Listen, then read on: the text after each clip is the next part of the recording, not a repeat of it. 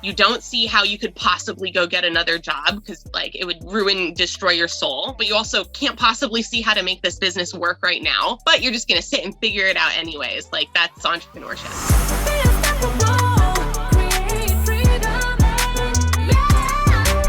Hello, and welcome to another episode of the Unstoppable Woman podcast. I'm super excited to have a serial entrepreneur on the show today. We have Maayan Gordon, who has lots to share with us, and I'm super excited to have her on. She's traveling around the United States on a road tour and is location non-specific. So we're going to dive into what it's like to be an entrepreneur on the road and what her journey on running her own businesses has looked like. So welcome to the podcast, Maayan.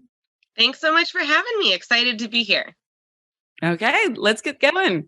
So first, talk to us about your serial entrepreneur experience. What's your history with entrepreneurship? Yeah, so my history with entrepreneurship really came through my journey, just trying to figure out what makes me happy.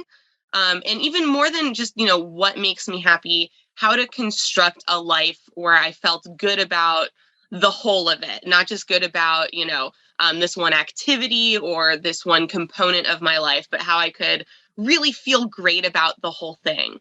And I realized that, going through the school system and kind of the traditional structures of society were not fitting well with like my personality, were not fitting well with, the way in which my energy, ebbed and flowed throughout the day, just wasn't tailored to me and who I was at all. And entrepreneurship seemed like a really great way to kind of explore a lot of those things about myself and see what worked and what didn't work. So it really, for me, was just a much more flexible vehicle for self-discovery.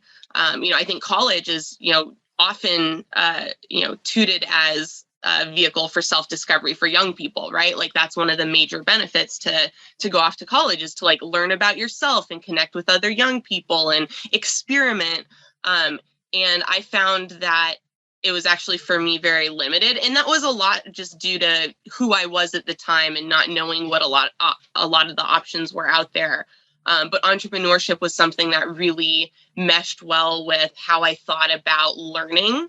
And so I just dove into it. I didn't know anything about business. I didn't even know how to file taxes properly the first year. And we got hit with like IRS penalties. So it's been a long learning journey, but it's been incredibly worthwhile and rewarding. I love it. I love it. So there are a few things that I want to circle back on and touch on there.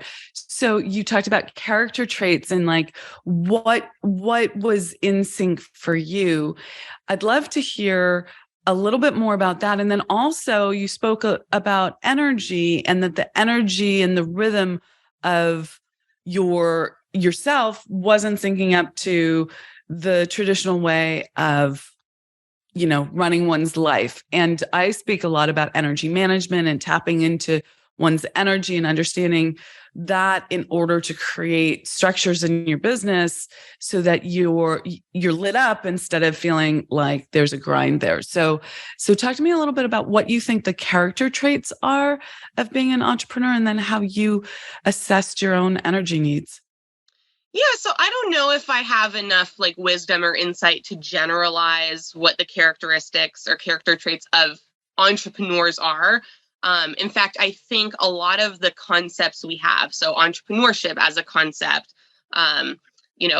business as a concept, that we kind of try and put a lot of different instances of it into one box. And it's really more like the idea of entrepreneurship can look like many, many different things to many different people. So for me, what it looked like was one, schedule flexibility. Like that was a huge thing for me. And that kind of ties into the energy question. And honestly, it came just from the fact that I had like really, really painful periods and like period cramps in high school. And I couldn't fathom in my head how I was going to work through like that pain, and had never heard anyone talk about like asking for work off for that, right? Like talking about like your body was and still is a very, very taboo thing in the workplace. And so I was like, well, the only solution is to not have a normal job, because like I'm not going to be able to get through like the week that I have my period cramps and like not have major life consequences or like really struggle or feel stressed out or have all of these issues. So the schedule flexibility was huge right off the bat. And I would say another thing is having like the freedom to try and fail at things. I think there's a lot more freedom to do that in entrepreneurship than in, again, like the classroom. You can only fail so many times before you get a bad grade and you have to retake the class, or, you know, like you have these consequences to it. And with entrepreneurship, yes, there's consequences, but they aren't necessarily ones that set you back. They can be ones that, you know, set you up for something better kind of moving forward. And they're really great opportunities to build like mental resilience and emotional resilience that I think are kind of like the foundation to, you know, survival and happiness in a healthy way as a human being. Like you have to be able to, you know, the goal shouldn't be to be happy all the time. It should be able to endure the really stressful, hard moments and get back to whatever happiness is to us. Yeah. And when I think about resilience for entrepreneurs, they often take on a lot of risk. They often take on a lot of financial risk. They put a lot of their own personal time into their business and effort. And there is a huge amount of resilience that you have to learn, and there's a lot at stake. How have you approached the financial stresses that come with being an entrepreneur and taking financial risks, investing in yourself, investing in your business, and you know, wondering if it's going to work, right? And sometimes it does, and sometimes it doesn't. Yeah, so you know, I fortunately or unfortunately, I look at it as fortunately, started from the bottom in terms of financial positioning. So me and my husband started our first business after we were in a gas explosion. I dropped out with student loan debt. We weren't making any money, so we were completely broke, living homeless in this RV from 1978 that like barely ran. No air conditioning, no power, no running water. And we're emotionally in a not great place because we just been through like this major trauma. So luckily I had to make it work. There really wasn't like a, you know, another option. And there was only one way to go, which was up, right? Like I didn't have the mindset if this doesn't work, because where I was already wasn't working. So I didn't even have that mentality, which I think was actually really useful when you're only focused on accomplishing something and you actually don't care what that something is, as long as it's more than what you have now, you know, making one step forward. Then you really aren't focused on negative things. So it doesn't feel like negative things are happening. Like it's this really interesting dynamic when we were homeless, that it was one of the worst times of our life from for example, a physically how we felt standpoint, because we wouldn't eat for, you know, 48 hours, 72 hours at a time. So our stomachs would hurt. Like I feel like our stomach was kind of like eating itself, and a lot of, you know, like horrible gas and just like really uncomfortable, paired with like we didn't have money for laundry. So we were wearing like the same clothes again and again, and we smelled bad, you know, paired with like we had two dogs at the time, and one of them had a really sensitive stomach. And we tried to buy him the less expensive dog food that he'd always been on, and he like diarrheaed everywhere in the RV, right? So like all of these little things keep popping up. And even though all of that was physically uncomfortable, there was a lot of joy and freedom and happiness in that experience, because we weren't, you know, tied to this framework. We weren't trapped in this box, which is, I feel like, where almost all of human unhappiness comes from. It's just because we don't feel like we can fully express ourselves. When we fully express ourselves, we're happy. Even horrible times, right? Even when we're going through really like hard painful things, we can still have this incredible appreciation of life, this awe, this gratitude, all of these other things at the same time that we're experiencing this pain. Yeah. So I that love that. experience set me up super well for like the rest of it, after that. 100%. I think it's really interesting the approach that you took to this, because there are a couple things here. One, you said there's only one way to go, but that was your perspective. There are a lot of people who end up homeless and stay homeless, or end up in poverty and stay in poverty. And you could think that that was the bottom, but there's only one way to go, but not necessarily. For many people, they aren't resilient. So there was something in you that, aside from the circumstances you were in and the trauma and all of that that created this experience, there was something in you that had the persistence and determination to move up and not accept what you had. And I think that's an important acknowledgement of you and your husband, and even your two dogs. And the law of relativity says, we make of it a situation based on what we're comparing it to. And there's a relative comparison there, and you can make the situation as bad as you want or as good as you want. And without sugarcoating what must have been a very trying experience, you had this perspective of, that there's freedom here, and there's something that I enjoy and like, and let that inform who I'm being. Was that natural to you, or did you coach yourself up on that?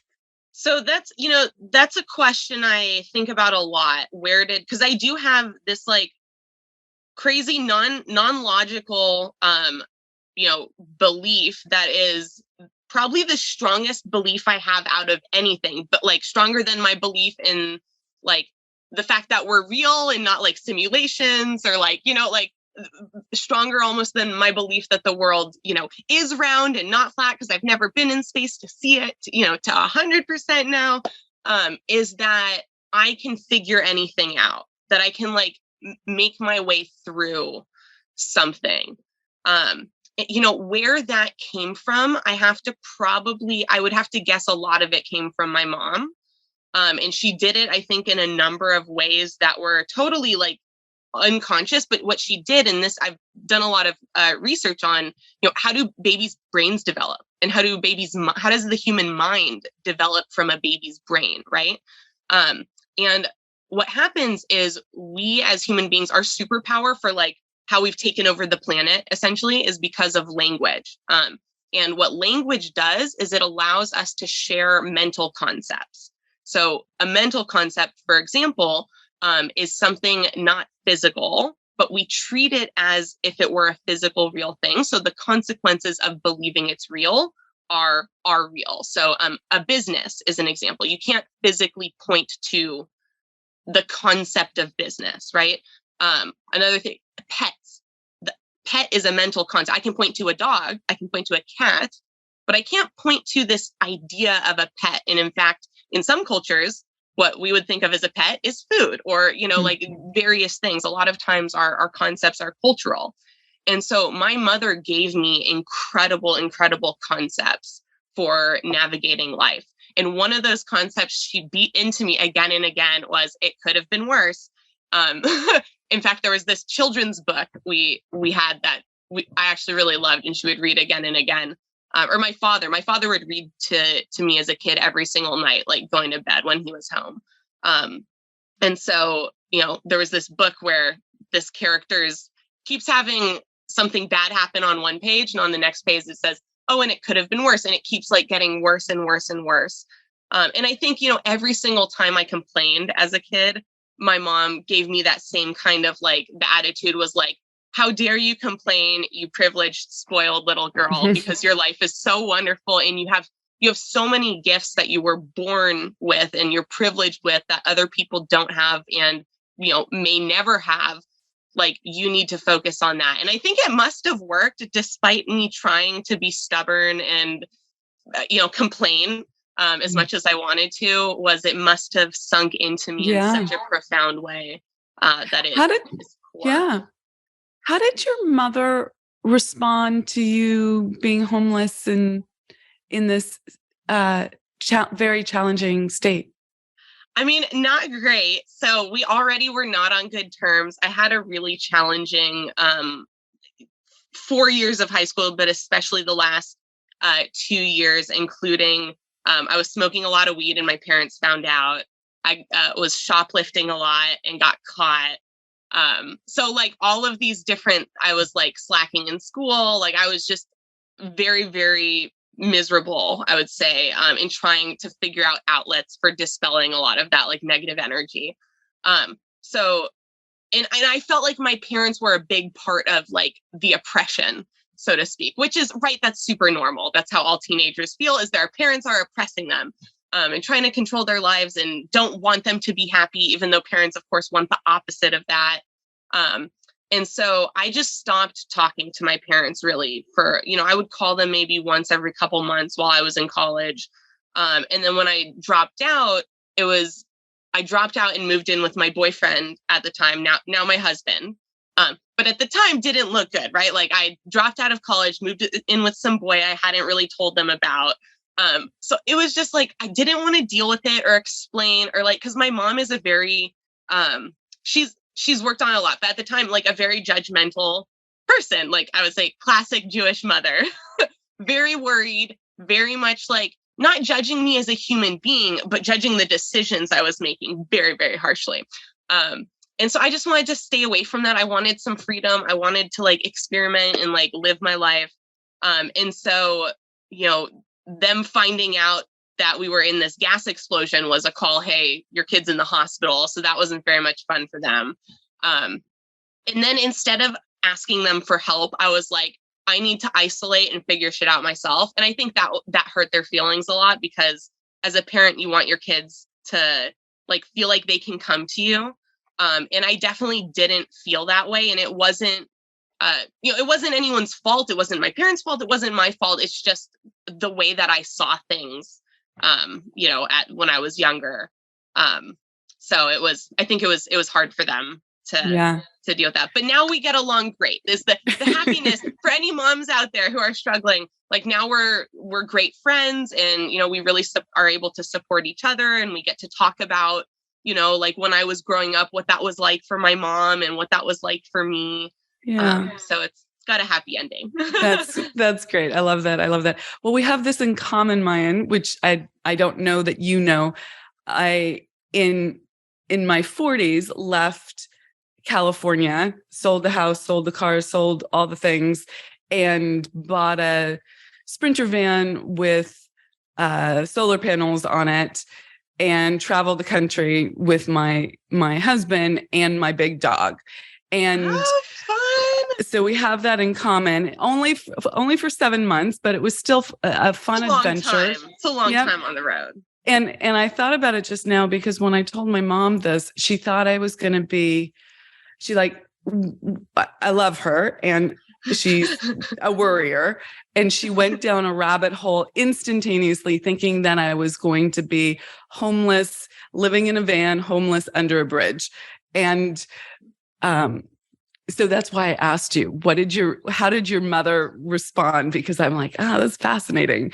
So for a while, she gave me tough love, because there were a couple times when it got bad enough where like my husband was like, call your mom, like your parents have like money. They could just send us some money and like we could get a shower or something. I was like, I don't want to do it. She's going to say no. And I'm just going to feel really bad afterwards. But it got to the point I was like, I'll call if there's any chance, like we could get some money right now.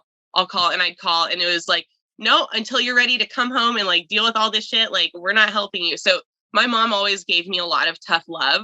And that for her she must have had some deep, deep belief in me as well, despite all of the, I'm worried that you're messing up your life. I think she secretly believed in me as much as I did.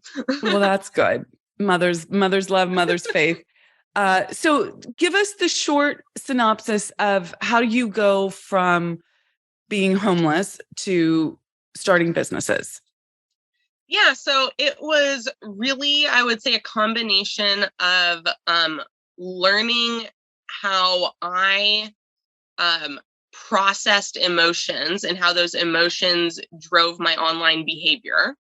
Um, in combination with understanding what social media was and how it was growing, and like in some of the technology behind it and what that technology could and couldn't do. So, first business, got on Instagram, built an Instagram account for that business because the WordPress website we had couldn't load as many pictures as I wanted that quickly. And so I used the Instagram account as a portfolio for our website. That's more or less what it was. But then as people started commenting, I saw, okay, this is a great like social proof. So like before, well, not before, but like Amazon's review section, I was like, oh, Instagram can function as like the review section where, it's the product, the picture that I've posted, and people are commenting and they're like, oh, I love these, or those look so cool, or I want them. So then I was using it as, social proof and as testimonial. And then really from the product and business focus standpoint, then I started experimenting with like personal branding and, adding story elements into my content, and saw, a really positive response to that. And it was totally different. It wasn't just, oh, I like this product, which was a lot more kind of like fleeting. It was, oh, Maayan, you're an interesting person and I want to follow along on your journey. And I feel like I'm a part of your tribe now because we have shared values or we have shared experiences that we've been through. And so as I was learning more about myself, I was able to test out new things online around how to connect with people. And that's just been the whole journey, is how do I connect with people? Because if you can make a real connection with someone, then you've got a business. And it doesn't matter if you're selling a product. It doesn't matter if you're selling a service. If you can make someone else feel like you understand them and you care about them and have their best interest at heart, then they're going to be like, what do you got for me? Awesome person who wants to recommend things that I like. Right. So it's just, that's been the core of it, infused with paying attention to technology. Because the technology is really what gives us the opportunity to do a lot of things as business owners. And when you say technology, you're speaking not just of social media, but the different apps that you use to facilitate your business. Yeah, all sorts of different things, right? So like if you're retail, what's your point of sale system? Does it have a loyalty reward program attached to it that people can sign up for? Like what's your in-person checkout process like? Have you thought about how to make that a more high level experience, or an experience that adds even more value by just tweaking a couple little things to that checkout experience, right? So, and that can come through technology, that can come through,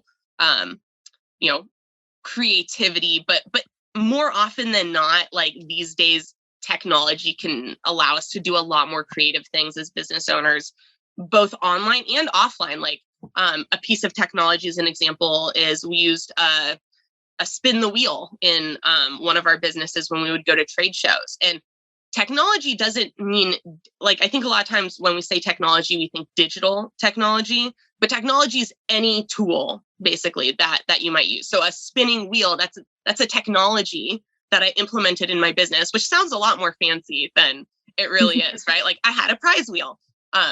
But thinking about how are the tools that are available to business owners, how can those be implemented to make the experience more emotionally valuable to the customer? That has always been my focus, because that's really how we judge value more often than not.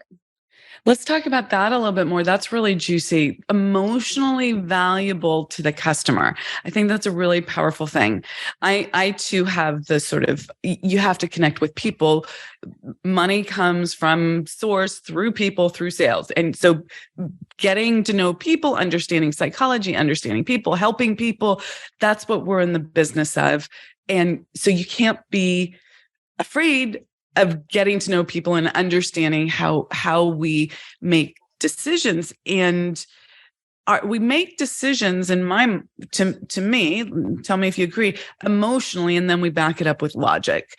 And so when you said, how do we be more emotionally valuable to the person? I think that's a really powerful frame on the, not just humanity, right? Not just like being in this world with other human beings, Yeah. but also within the context of business, that's one of the most powerful things that you can provide for people. So how do you dissect that? How do you look at that when you're evaluating some marketing or some technology that you're tweaking? Yeah, so I mean, there's a bunch of different. I try and look at it from every angle, in every direction. But I would say let's pick social media as an example. So I look at what is the start, kind of like painting. This is an exercise you can do for any kind of process or business or platform, but basically mapping out an emotional journey of the customer. So we've all heard of the hero's journey, which is, Mhm. a story framework. But people also have emotional journeys that, when you start mapping them out, do become relatively predictable, but are incredibly powerful. And I loved what you said about we make decisions with emotion and then we try and justify with logic. I look at it slightly differently in that I see emotion as a form of logic. I think emotions and logic are the same thing. We just categorize them differently in our mind, but they are the same thing in our brain. So they're a series of predictions about what is going to happen and how we should think or feel so that what happens makes sense in our reality. Um, so when it comes to that emotional journey in social media, as the example, where is someone starting emotionally when they open up an app? What am I feeling that makes me want to open up Instagram instead of Facebook, right? Because when we start with technology, we have choices, right? One of the things that's different than 100 or 200 years ago is the number of choices that are instantly at any of our fingertips. And that's really changed the way people feel and the way that people make decisions. And one of those ways that they make decisions now more than previously, I would say, is using a lot of kind of like subconscious setup. So a lot of times we grab our phones without consciously thinking, I'm going to grab my phone, right? Probably more than 50% of our phone grabs are completely subconscious. Same thing with opening up apps. Like sometimes I'll grab my phone to like do something specific and my finger will just accidentally tap an app like that I'm used to tapping, right? Even though I'm like, no, no, no, don't open up TikTok. It's not time for that now. But my brain was like, do it. And so a lot of that conditioning comes from whatever we're feeling that we build a mechanism or a process or a behavior around. So understanding where does someone start emotionally and then what are they looking for? Because they're looking for something emotional more than they're looking for something intellectual. And we know that because if they were looking for something intellectual, okay, if they were looking for knowledge, they would go to Google. Google is our knowledge source. It is our library of information. TikTok is a place where we want to feel relatability and we want to feel laid back entertainment, like a more passive type of entertainment.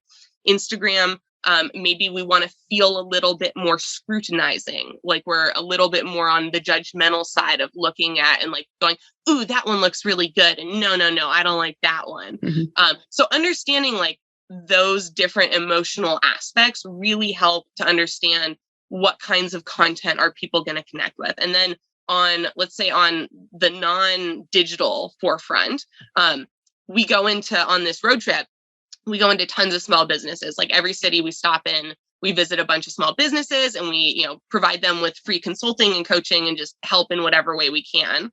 And something that's really common in retail for the store owner or whoever's working the front desk or the sales portion, it can feel kind of awkward when people come in. And this is true for the customer as well, right? Like, have you guys ever been into a store and it feels a little awkward, like right when you walk in? You're not sure if you're supposed to say hi because the person working doesn't like make eye contact and greet you right away. Or sometimes if they do greet you right away, maybe now you feel a little pressured to like buy something. Like people have all sorts of different like anxieties around interaction, just around human interaction. Let's stop there. Not in even any context. Like interacting with human beings is something very stressful for a lot of people. And that's really important to keep in mind, whether you're someone who it's stressful for you too, or you're someone who's really like extroverted and it's not stressful for you.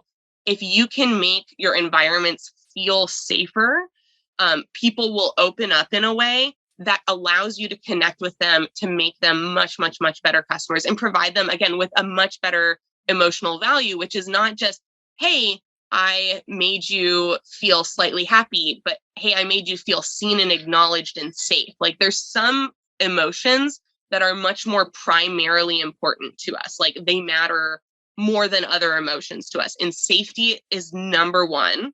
If we don't feel safe, it's hard for us to feel anything else positive. And so as a business owner, this all sounds like, stuff that has nothing to do with business, but absolutely think about purchasing power, right? So if I feel Wait, safe, before you go into purchasing power, talk to me about how you create safety in a retail store in that first moment, because I know exactly what you're talking about. There's like the awkward salesperson who walks up and says immediately, can I help you with anything? Can I help you find something?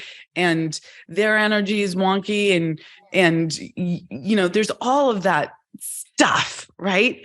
totally. And or there's absenteeism and you're like, where is everyone? And do they care that I'm here? And right, there's this, it is a very interesting experience. So how does one evaluate that from a perspective of safety and do something different with it? Yeah. So I've learned a couple tricks. And these all have the same kind of shared foundation, which is be brave first. Is I think the best way to create safety. And the way that I've done this, and I do this at trade shows, I've done this in retail. This works anytime, anytime you're meeting strangers. This works at networking parties, like anytime, is to say something that is maybe a little bit more personal, either about yourself or is very genuine about the other person. In the tone in which you say it does matter. Say it very lackadaisical. Because that's a comfortable way to hear something that you're not sure if that's the right thing to say or not. So a lot of our fear in social settings or around other people comes from, am I going to say the right thing?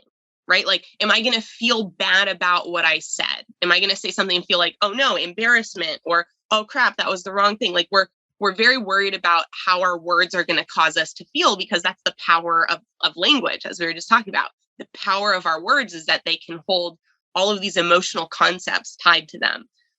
So a great way, one of the tricks I like to do, and I think about these as games. So anytime you can think about anything involving people as a game, one, you're going to change your mindset and energy to be more value additive, because that's how you win games, is you like score points, you add value, you put energy into something.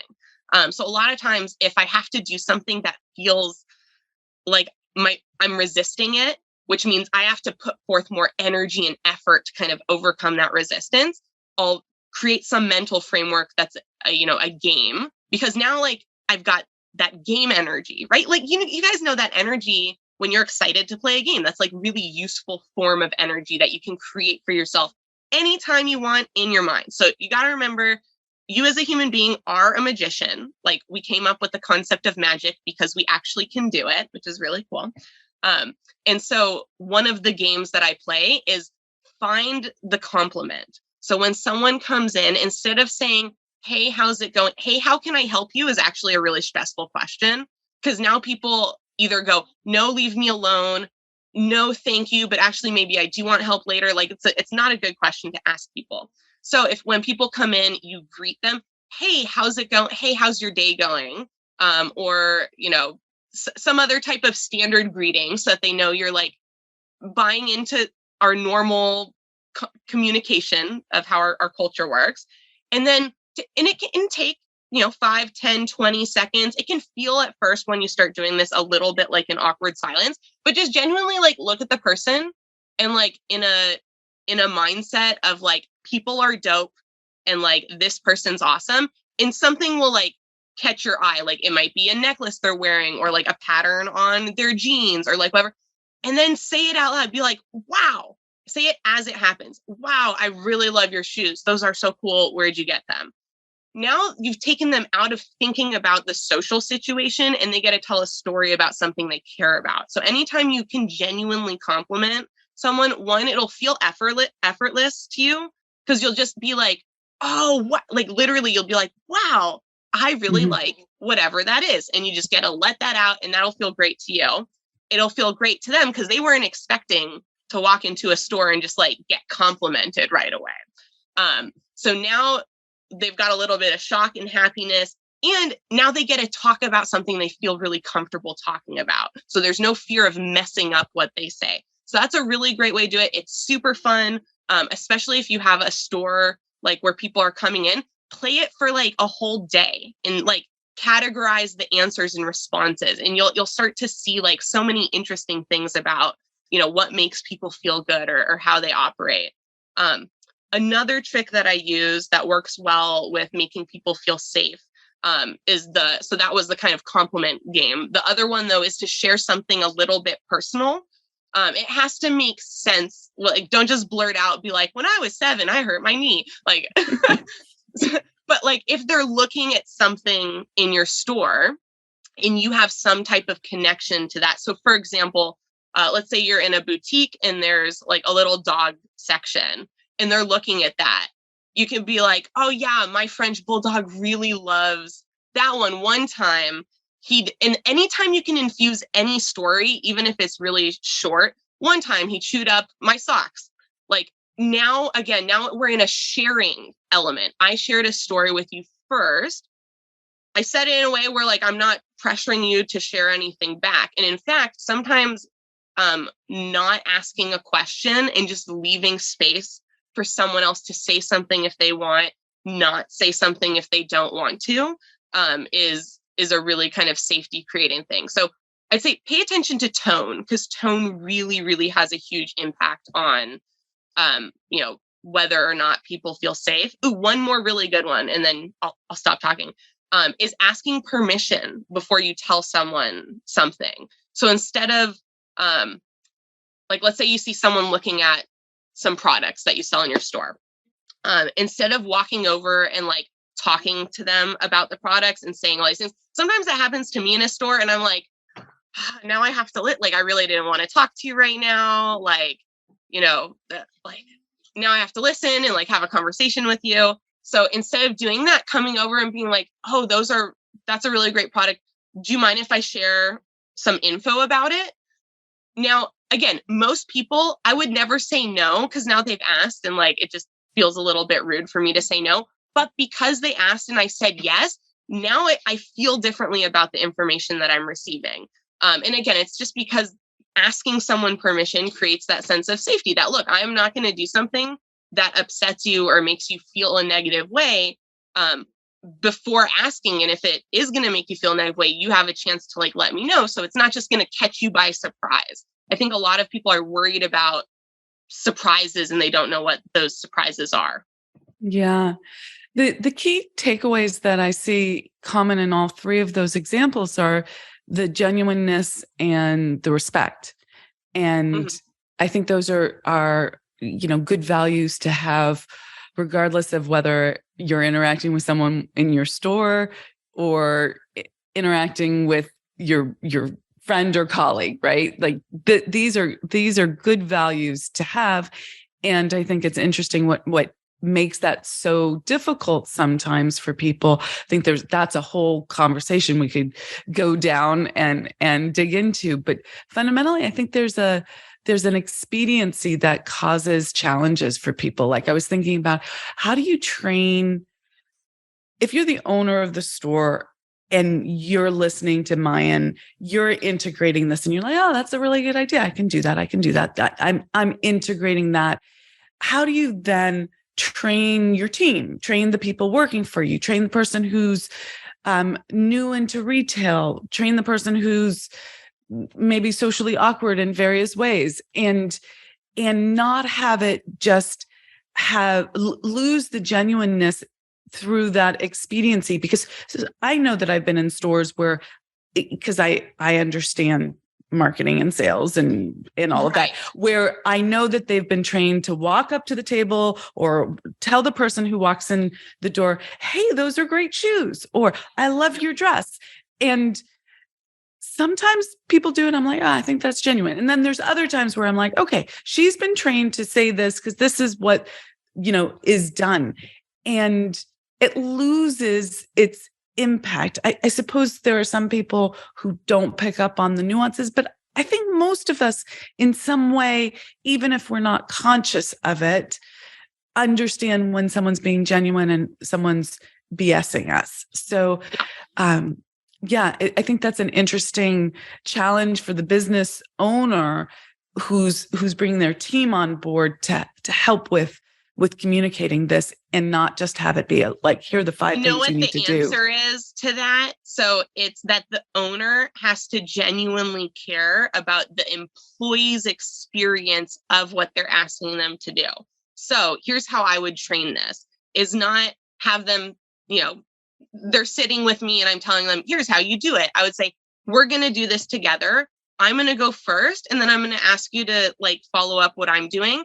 And I'm going to be here the whole way. This is going to be about you. Yes, we're training to add value to the customer, but I want you to know I'm here watching this whole time because I want to make sure this isn't just something we do for the customer. This is something we do for you, the employee, to have the best experience possible. So then I do it once. I'd say, okay, next customer, your turn, you do it. And when the customer came in and then they do the thing, I wouldn't give them feedback about how they performed as my first thing. The first thing I would do is say, tell me, what was that like for you? How did you feel while doing that? And if you make them feel safe and like they are first, they will go, I didn't really feel on. They'll tell you when they don't feel like they did it genuinely. Because that doesn't feel good to do things that are disingenuous. It's like a bad feeling for us. I love that, Maayan, because that's going right back to the bringing emotional value, right? This is not just emotional value to your clients or customers. This is emotional value to everybody that you're interacting with in your, in your business in this case. But, the application for this is far and wide, because by all means, you could have the same approach when you're speaking to your husband or your wife or your That's kids. Where I got most of these insights from, is from stuff I wanted to work through in my marriage. That to be honest, if it was just in my business, I wouldn't have felt motivated enough to go through all the hard work to find the right way to communicate where everyone's, collaborative and happy. But luckily, I love my husband very, very much, and I'll go through anything to build a happy relationship with him. And sometimes that means sitting with a situation where you don't see how both sides are going to walk away happy and somehow figuring it out.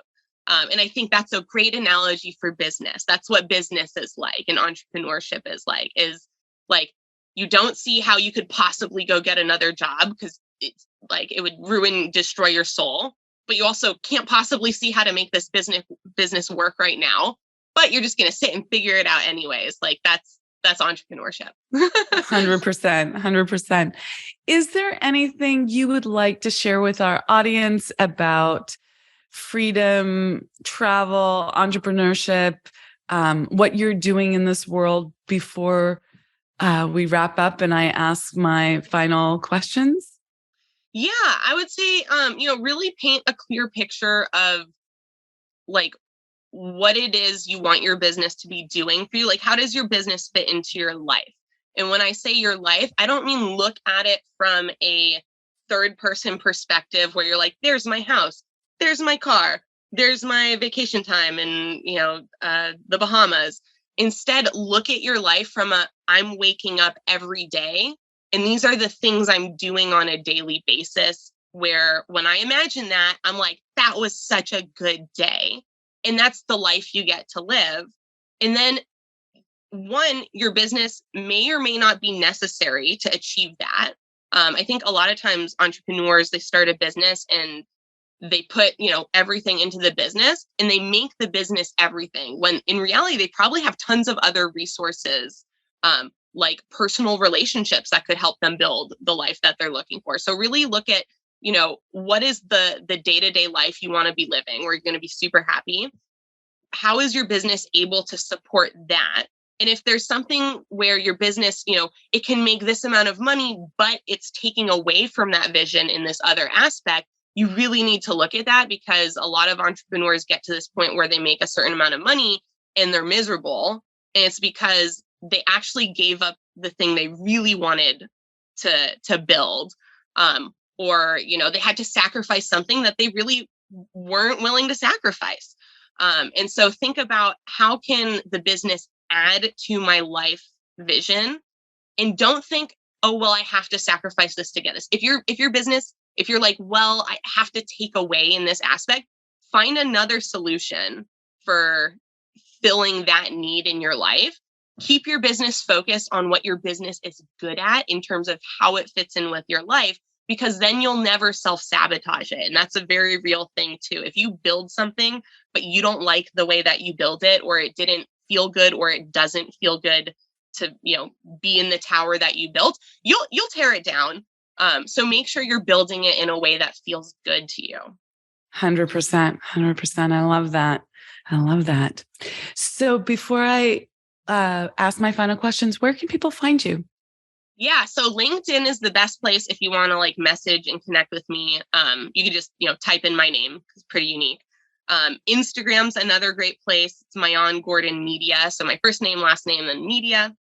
And TikTok, my TikTok account is Touring America. Awesome. I love it. I love it.